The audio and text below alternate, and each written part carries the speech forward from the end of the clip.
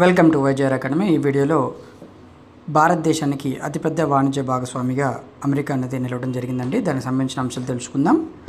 గత 4 ఆర్థిక సంవత్సరాలను చూసినట్లయితే వరుసగా 4సారి భారతదేశంతో అతిపెద్ద వాణిజ్య భాగస్వామిగా అమెరికా నిలవడం జరిగిందండి. రెండో అతిపెద్ద వాణిజ్య భాగస్వామిగా చైనా అనేది నిలిచింది. ఒకసారి గత ఆర్థిక సంవత్సరం ఎగుమతులు దిగుమతులు పరిశీలించినట్లయితే భారతదేశం నుంచి అమెరికాకు ఎగుమతులు అనేవి పెరగడం జరిగిందండి. సుమారుగా $86.51 బిలియన్ ఎగుమతులు అనేవి చేరడం జరిగింది.